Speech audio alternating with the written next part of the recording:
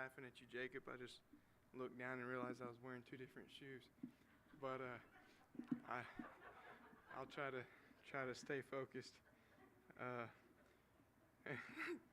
like a certain style, I guess, and buy the same ones. But I had something. I was driving the other day, and I was listening to Brother Dan Moeller. He's pretty amazing to listen to teach, and I was listening to him throughout the day, and then I was just driving, listening to music and praying, and God began to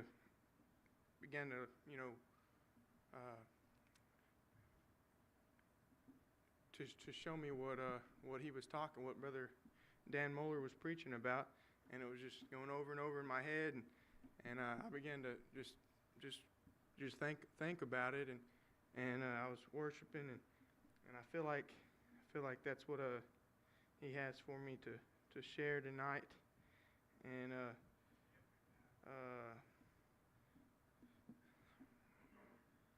I'm gonna start. I'll be reading this story of Shadrach, Meshach, and Abednego. When Nebuchadnezzar created the image for everyone to bow to. I'm going to start in Daniel 3, and verse number 13 says, Then Nebuchadnezzar, in his rage and fury, commanded to bring Shadrach, Meshach, and Abednego. This is after that he had already played the music the first time, and the Jews, or the people, seen that the three Hebrew boys were not bowed, worshiping the image, and so they told Nebuchadnezzar, and it says, Then they brought these men before the king. And Nebuchadnezzar spake and said unto them, Is it true, O Shadrach, Meshach, and Abednego, do not ye serve my gods, nor worship the golden image which I have set up? Now, if ye be ready, he's gonna play the music again and give them another chance. Like maybe they change their mind or would bow this time. He says, they're standing in front of the angry king, so he's gonna show them a little mercy and give them a chance to bow again. He says when he plays the music, to bow. Verse number 16 says, Shadrach, Meshach, and Abednego answered and said to the king, O Nebuchadnezzar, we are not careful to answer thee in this matter. If it be so, our God whom we serve is able to deliver us from the burning fiery furnace, and he will deliver us out of thine hand, O king. But if not, be it known unto thee, O king, that we will not serve thy gods, nor worship thy golden image, which thou hast set up. So think about what they said to him. They said, our God will deliver us. The God that we put all our worship in, the God that we serve, He will deliver us. That's who we have our faith and our confidence in. But even if not,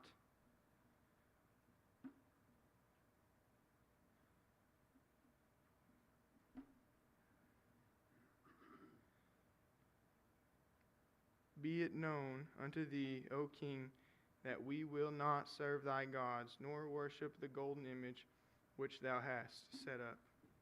Verse number 19 says, Then was Nebuchadnezzar full of fury, and the form of his visage was changed against Shadrach, Meshach, and Abednego. Therefore he spake and commanded that they should heat the furnace 7 times more than it was wont to be heated. And he commanded that the most mighty men that were in his army to bind Shadrach, Meshach, and Abednego, and to cast them into the burning fiery furnace.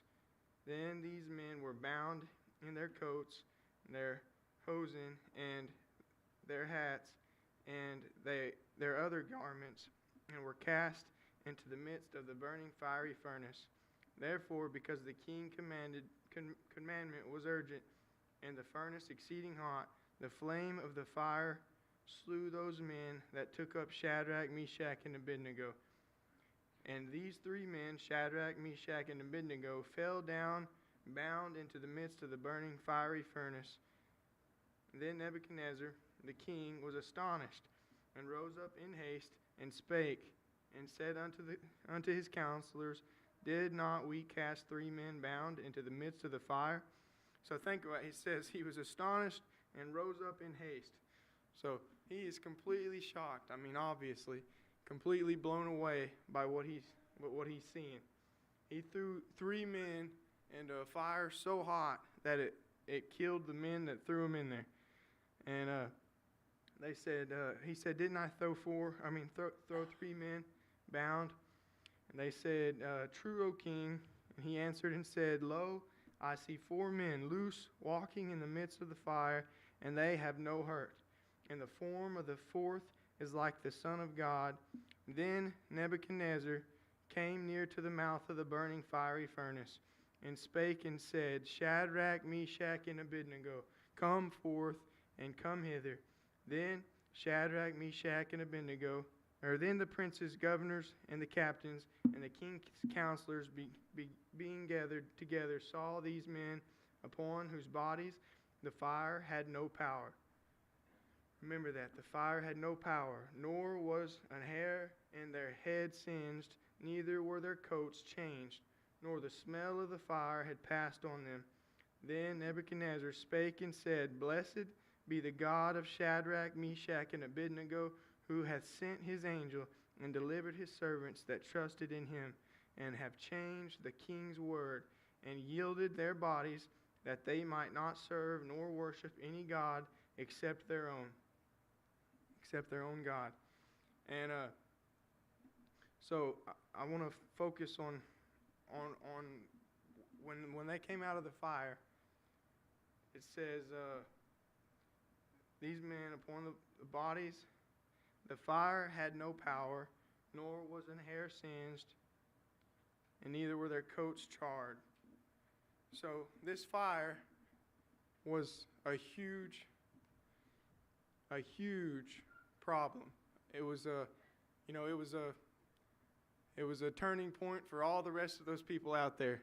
You know, they weren't gonna face the fire. They just bowed and honored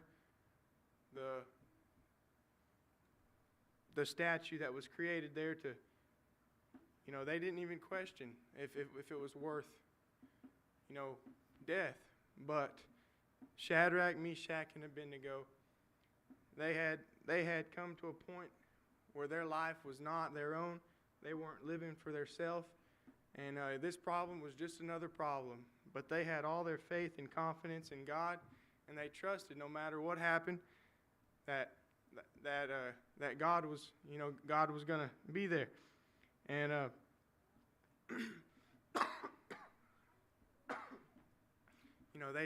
they didn't focus on how big the fire was or how hot the fire was. They didn't focus on what such a problem does, but they focused on the power and all the past times God, what He has done for them in the past. That's what they were able to keep their focus on. Just like when Peter, he stepped out on the water. It was a raging storm. It was a terrible, stormy night, and he stepped out on the waves, and he started walking to Jesus.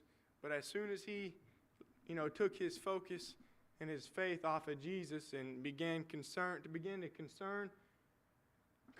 on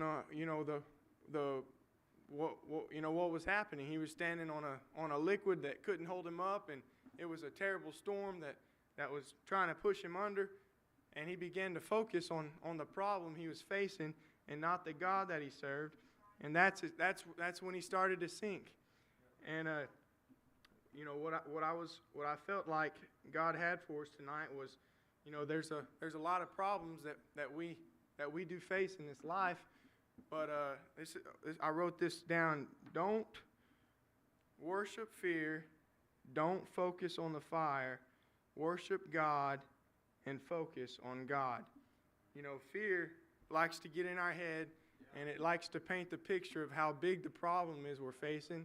And, that's all we can think about is just the problem. Whatever it is, the fire or the stormy waves, it's just so big, and it just stays in our mind. That's all we can think about. But God, He's the same God that He's always been. All the Bible stories we hear, or even all the good that He's done in our lives so far, He's the same God. His power, it hasn't changed. So if we just forget about, our problems are real. The fire was so hot it killed those other guys. But don't focus on how big your problem is. Focus on how big and how powerful and how faithful your God is. The problems, we're going to face problems, and we're here on this world, on this earth, but God is our God, and we can have such a confidence in such an all-powerful God that He may not come we feel like, oh God, come take care of this problem, come take it out of our life, come bring a fire truck or whatever and wash this fire, make the fiery furnace not even a problem. But God didn't put that fire out for those 3 Hebrew boys. He just made it to where, if the fire, them getting thrown into that fire was not defeat. If God would have came and put that fire out, that would have showed that problem was something, big enough to worry about. But God didn't even worry about that fire. He just made it to where they were walking around free, with their God in that fire.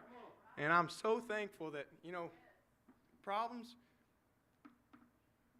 they seem so big in our life, but they are so small when we compare them to our God. And I love how faithful, how confident I can be, because I know how faithful God is, and I don't ever want to forget it, and I just want to go on and serve Him, and He's never failed me so far, and I know He never will, and I just want to love Him and serve Him.